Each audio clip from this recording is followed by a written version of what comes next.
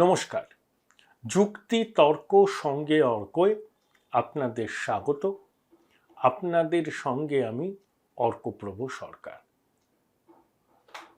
24 তারিখে গরম হয়ে গেলেন আর 27 তারিখে নরম হয়ে গেলেন।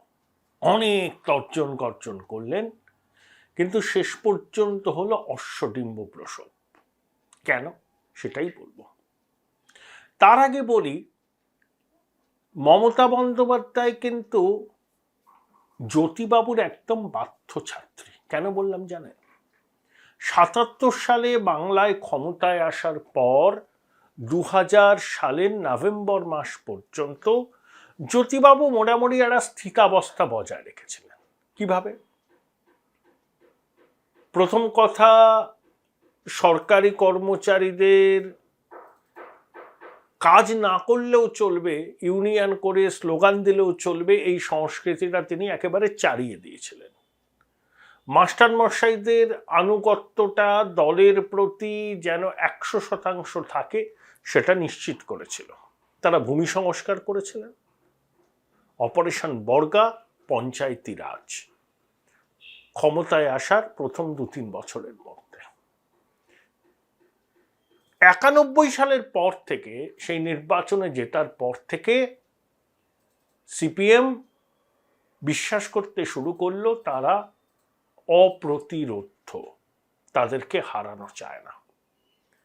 তারপর স্বামী স্ত্রীর ঝগড়াতেও সিপিএম ঢুকে পড়ল, থানাকে কন্ট্রোল করতে শুরু করলো লোকাল কমিটি। জেলাতে যিনি এসপি নিযুক্ত হতেন তিনি সবার আগে সিপিএম এর জেলা সম্পাদকের দরবারে গিয়ে হাজিরা দিতেন।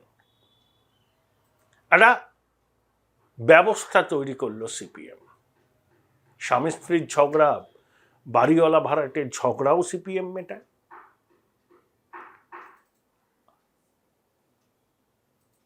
থানাকে লোকাল কমিটি পরিচালনা করে। শিল্প টিল্প হলো না, কিন্তু ওই একটা স্থিতাবস্থা রইল। সাম্রাজ্যবাদ বিরোধী মিছিল হতো, কিউবায় মার্কিন আগ্রাসনের বিরুদ্ধে পথে নামা হতো, এসব ছিল। মার্কিন দূতাবাসের সামনে বিক্ষোভ টিক্ষোভ, ফি বছর 2টো করে ব্রিগেড, আর নির্বাচনে তারা জয়লাভ করত। 87 সালের নির্বাচনে 254টা আসন পেয়েছিল বামফ্রন্ট। রাজীব গান্ধী তখন একটা জিপে করে বাংলা এ প্রান্ত থেকে ও প্রান্ত ঘুরে বেরিয়েছিলেন, জ্যোতিবাবুকে রিটায়ার করাবেন বলেছিলেন, কিন্তু দেখা গেল যে বামফ্রন্ট আরও বেশি সংখ্যায় আসন নিয়ে জিতল। কংগ্রেসের দখলে গেল মাত্র 42টি আসন। 94 সালে নতুন শিল্পনীতি বামফ্রন্ট সরকার চালু করলো। তারপরে আমরা দেখলাম হলদিয়া, রক্ত দিয়ে বক্রেশ্বর, ইলেকট্রনিক শিল্প কমপ্লেক্স ইত্যাদি চালু। কিন্তু মোরললেস কোনো ছক ভাঙতে চাননি জ্যোতিবাবু, স্থিতাবস্থাটাকে টিকিয়ে রেখেছিলেন, ক্ষমতায় ছিলেন। বুদ্ধদেব বাবু স্লোগান দিলেন, ডু ইট নাও, করুন, এখনই করুন, কৃষি আমাদের ভিত্তি, শিল্প আমাদের ভবিষ্যৎ। শিল্পায়নের স্লোগান দিলেন, রাতারাতি স্থিতাবস্থাকে ভাঙতে চাইলেন, বদলাতে চাইলেন, হলো না। রাজ্যপাট খোয়া গেল পা ভেবে। কেন এই মুখবন্ধটা করলাম জানেন? মমতা বন্দ্যোপাধ্যায় 24 তারিখে নবান্নের সভাঘরে ওই বৈঠক, যেটা সরাসরি সম্প্রচারিত হয়েছে, দেখে আমার মনে হলো যে তিনি একটা স্থিতাবস্থা ভাঙতে চাইছেন। তিনি বুদ্ধদেব বাবুর মতো হঠাৎ করে বিপ্লবী হতে চেয়েছেন, কিন্তু ভুল আমাদের ভেঙেছে। 72 ঘন্টা যেতে না যেতেই মমতা বন্দ্যোপাধ্যায় আবার তার দিদির ইমেজে ফিরে এসছেন। তখন তিনি ছিলেন মুখ্যমন্ত্রীর ইমেজে, 27 তারিখের পর তিনি আবার দিদির ইমেজে ফিরে এলেন। অনেক তর্জন গর্জন করলেন, কিন্তু আলটিমেটলি রণে ভঙ্গ দিতে বাধ্য হলেন। দেখুন, মমতা বন্দ্যোপাধ্যায় বললেন যে তোমরা পয়সা নিয়ে হকার বসাবে, আবার বুলডোজার দিয়ে এই হকারদের তুলে দিতে হবে, এগুলো আমার পলিসি নয়। 24 তারিখে তিনি যখন হকার মুক্ত করার নিদান দিলেন, তার প্রশাসন তার নির্দেশ শুনে নামল, আমার মনে হয় না প্রশাসন মুখ্যমন্ত্রীকে অন্ধকারে রেখে বুলডোজারের ব্যবহার করেছে, তারা মুখ্যমন্ত্রীকে নিশ্চয়ই জানিয়েছিল। কিন্তু যখন যোগীর বুলডোজারের সঙ্গে দিদির বুলডোজারের একটা তুলনা টানা শুরু হলো বিভিন্ন মহলে, তখনই মমতা বন্দ্যোপাধ্যায় রণে ভঙ্গ দিলেন। তিনি বুঝতে পারলেন যে তার দিদি ইমেজ, তার মানবিক ইমেজ ধাক্কা খেয়েছে এই বুলডোজারের আস্ফালনের জন্য। তাই রাতারাতি অবস্থান বদল, অর্থাৎ আবার একটা কমিটি, 1 মাস পরে সেই কমিটি রিপোর্ট দেবে, তাদের পুনর্বাসন কিভাবে হবে বিস্তর কাহিনী আমরা শুনলাম। ফিরহাদ হাকিম, অতীন ঘোষ, দেবাশিস কুমার, অরূপ বিশ্বাস, মলয় ঘটককে নিয়ে টিম। এখন প্রশ্ন হলো 1 মাস বাদে তারা রিপোর্ট দেবেন, মানে জুলাইয়ের শেষে। পুজো এবার অক্টোবরের দ্বিতীয় সপ্তাহে, পড়ে রইল অগাস্ট সেপ্টেম্বর। পুজোর তখন 100 দিনও বাকি থাকবে না। তখন কোনো রকম র্যাডিক্যাল স্টেপ নেওয়া সরকারের পক্ষে সম্ভব নয়, কারণ তখন আওয়াজ উঠবে পুজোর মুখে গরিব হকারদের পেটে লাথি মারতে চাইছে এই সরকার। সেটা মমতা বন্দ্যোপাধ্যায়ের মতো বিচক্ষণ রাজনীতিক এই ঝুঁকিটুকু নেবেন না। অতএব এই যে হকারদের পুনর্বাসন, এটা এখন বড় গল্প হয়ে দাঁড়ালো। পুজোর পরে কালী পুজো, জগদ্ধাত্রী পুজো, ছট, নতুন বছর, 25 সাল পড়ে যাবে, 26-এ ভোট। ঝুঁকি নেবেন না। অর্থাৎ ওই একটু এদিক ওদিক হলো, যা ছিল তাই থাকবে, 19-20 হতে পারে। কারণ জুলাই মাসের শেষে রিপোর্ট দেবে প্রশাসন, এই কমিটি। তারপরে রাতারাতি কোনো র্যাডিক্যাল স্টেপস নেওয়া সম্ভব নয়, কারণ এই পুজোর মরশুম শুরু হয়ে যাবে। আমার মনে আছে যখন সিঙ্গুর নিয়ে চূড়ান্ত আন্দোলন চলছে, মমতা বন্দ্যোপাধ্যায়ের সঙ্গে বুদ্ধবাবুর একটা মিটিং হয়েছিল ক্যালকাটা ইনফরমেশন সেন্টারে। সেই বৈঠকের কয়েকদিন বাদে বুদ্ধবাবুর সঙ্গে আমার একটা কথা হয়েছিল একান্তে। আমি বুদ্ধবাবুকে জিজ্ঞেস করেছিলাম যে কি বললেন আপনি।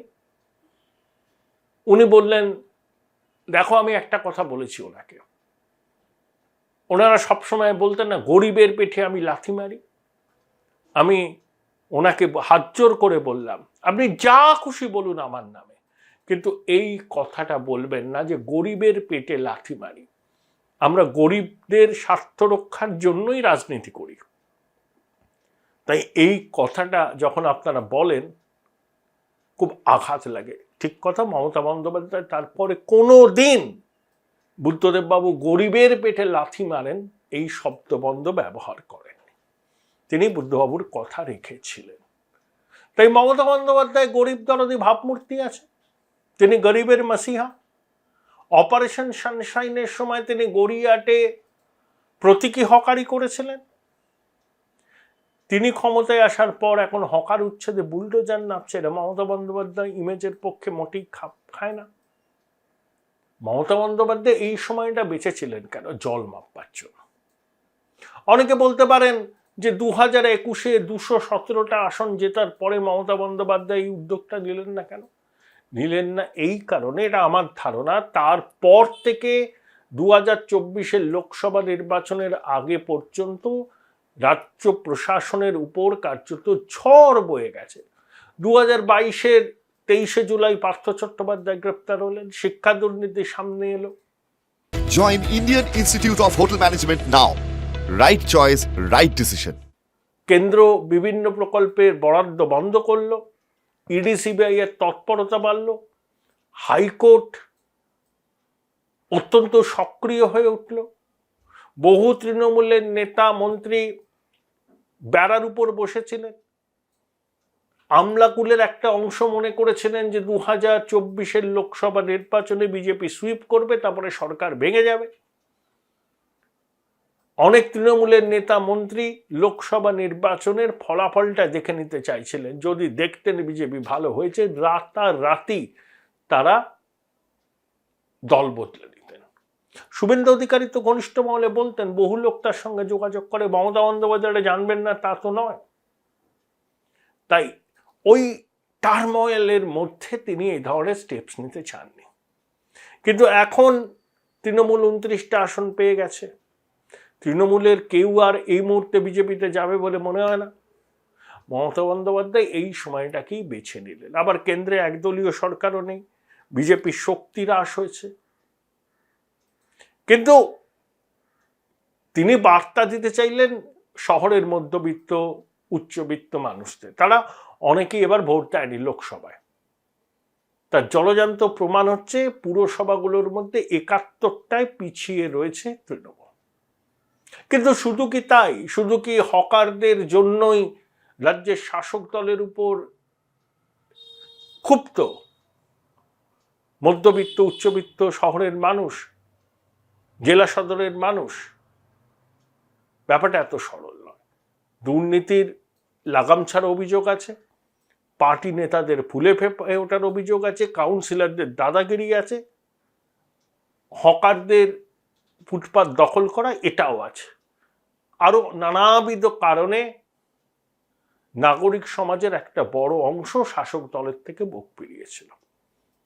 শুধু ফুটপাত জবরদখল করে ফেলেছেন হকাররা এর জন্য নয়। হকাররা অনেক শিক্ষিত আছেন, ছেলেমেয়ে আছেন, তারা চাকরি না পেয়ে, কর্মসংস্থানের আর কোনো উপায় খুঁজে না পেয়ে হকারি করছেন। শহরের মানুষ এতটা অসংবেদনশীল নন যে তারা এই ছেলেমেয়েগুলোর জীবিকাচ্যুত হন, সেটা চান। কিন্তু আমরাও চাই ফুটপাত মুক্ত থাকুক। সরকারকে দুটোর মধ্যে সমন্বয় করতে হবে, রুটি রুজিও যাতে ক্ষতিগ্রস্ত না হয় আর নাগরিক পরিষেবাও যাতে ব্যাহত না হয়। কিন্তু মমতা বন্দ্যোপাধ্যায় চাইলেন জল মাপতে।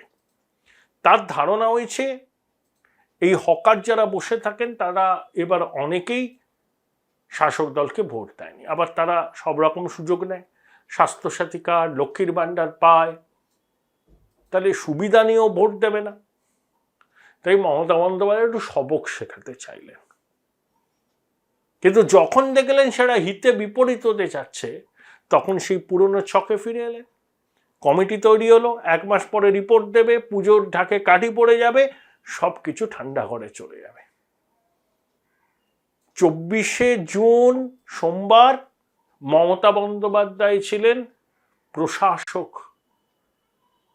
27শে জুন তিনি হয়ে গেলেন দিদি। এটাই পার্থক্য, আর কিচ্ছু পার্থক্য নেই। তাই রণে ভঙ্গ দিলেন। দেখুন, উনি বারবার করে বলছেন আমি আমার সভাপতিকে অ্যারেস্ট করি। জানি ডাবগ্রাম ফুলবাড়ির ব্লকের সভাপতি ওই যে প্রামাণিক, সে জমির দালাল, একজন দুষ্কৃতী, তাকে গ্রেপ্তার করে এমনভাবে ঢাক বাজাচ্ছেন মুখ্যমন্ত্রী যেন এটা বিরাট কিছু করে ফেলেছেন। প্রশ্ন হলো এত দেরি হলো কেন? এই বিলম্বিত বোধোদয়ের কারণ কি? ওই দেবাশিস প্রামাণিক নামে ওই লোকটি কার মদতে ফুলে ফেঁপে উঠল, তাকেও তো চিহ্নিত করা উচিত। একা দেবাশিস প্রামাণিকের পক্ষে সম্ভব ছড়ি ঘোরানো? তার মাথায় যদি কোনো প্রভাবশালীর হাত না থাকে, তাহলে সেই প্রভাবশালী কিন্তু বহাল তবিয়তে রইল। আর দেবাশিস প্রামাণিককে পুলিশ গ্রেপ্তার করার পর মুখ্যমন্ত্রী ঢাক বাজিয়ে বলতে লাগলেন, দেখো আমি রাজধর্ম পালন করি। এরকম কত দেবাশিস প্রামাণিক আছে বাংলা জুড়ে। কাগজে পড়লাম শান্তিনিকেতনে, বিশ্বভারতী থেকে 4-5 কিলোমিটার দূরে আদিবাসীদের জমি দখল করে প্রমোটার বিল্ডিং করছে, প্রতিবাদ হচ্ছে। এরকম নাকি প্রচুর জমি, সরকারি জমি, খাস জমি দখল হয়ে গেছে। খুঁজে পাবেন মুখ্যমন্ত্রী? সম্ভব? প্যান্ডোরার বাক্স খোলার ঝুঁকি নিতে পারবেন তো নির্বাচনের 2 বছর আগে? বাংলার মানুষ জানে না কারা সরকারি জমি দখল করে, কারা জোর করে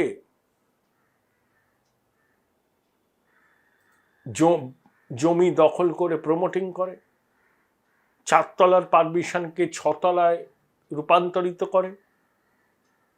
নগদ নারায়ণ কাদের কাদের দিতে হয় সবাই জানে।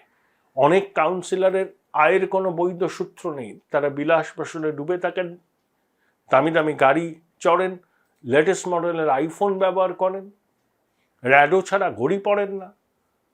আয়ের উৎস কি মানুষ সব জানে, উনি জানেন না। এখন জানছেন, হঠাৎ হঠাৎ মনে হয় যে কাউন্সিলররা টাকা নিয়ে লোক বসাচ্ছে, কাউন্সিলরদেরও গ্রেপ্তার করে দেবে, ঠকবাজতে গা উজাড় হয়ে যাবে। এমন রত্ন আছে সব, মানুষ জানে সেই রত্নগুলোকে কিন্তু নবান্নের 14 তলা জানে না। ওই মাঝে মধ্যে নিজের ভাবমূর্তিকে উজ্জ্বল করতে, রাজধর্ম পালন করছি এই ভাবটা বজায় রাখার জন্য তিনি অনেক বড় বড় কথা বলেন, কিন্তু 72 ঘন্টা যেতে না যেতেই রণে ভঙ্গ দেন। এই যে বর্ধমান পুরসভার চেয়ারম্যান ক্ষোভের সঙ্গে বলেছেন যে কিচ্ছু করার নেই, কোনো জায়গায় হাত দিলেই ছোবল খেতে হবে, সব কেউটের মতো। কেউ বেআইনিভাবে কিছু করছে, আপনি ধরতে গেলেন বলবেন অমুক মামা, অমুক দাদা, অমুক এ আছে। প্রত্যেকের পিছনে বড় না বড় মাথা আছে, তাদের মদতেই তো এগুলো হচ্ছে, হকার পাশানো, বেআইনি নির্মাণ ইত্যাদি। প্যান্ডোরার বাক্স খোলার সাহস কি মুখ্যমন্ত্রীর আছে? যেগুলো করছেন সেগুলো লোকের চোখে ধুলো দিয়ে নিজের ভাবমূর্তি উদ্ধার করা। দলের অন্য সদস্যরা অনেকেই অসৎ, তিনি সততার মূর্ত প্রতীক। তিনি শাসন করছেন, বকাঝকা করছেন, রাজধর্ম পালনের চেষ্টা করছেন, সবটাই চোখে ধুলো দেবার কৌশল। একটা দেবাশিস প্রামাণিককে গ্রেপ্তার করলে পরে হবে? এরকম কত ব্লক সভাপতি আছে যাদের নামের ডাকে গগন কাঁপে? পারবেন তাদের টিকি ছুতে? ভোট বড় বিষম বালাই, এরা ভোটে জেতায়। এগুলো যেটা করছেন সেটা মানুষের চোখে ধুলো দেওয়া। 24 তারিখেও তাই করেছিলেন, জল মাপতে চেয়েছিলেন। হকার ভাই বোনদের যারা আপনাকে ভোট দেয়নি তারা একটা সবক শেখাবার চেষ্টা করেছিলেন। যেই দেখলেন একটা অন্যরকম প্রচার হচ্ছে, বিরোধীরা নেমে পড়েছেন, তখন আবার রণে ভঙ্গ দিলেন, অনেক তর্জন গর্জন করলেন। এটাই তো মূল নির্যাস, এটাই মূল নির্যাস, এর বাইরে কিচ্ছু নেই। যা হওয়ার ছিল সেটাই হয়েছে। মাঝে 24শে জুন থেকে শুরু হওয়া সপ্তাহে বাংলার মানুষ অনেক নাটক দেখলেন। সেই নাটকের চিত্রনাট্য, প্রযোজনা, মুখ্য ভূমিকায় অভিনয় সবটাই করলেন মমতা বন্দ্যোপাধ্যায়।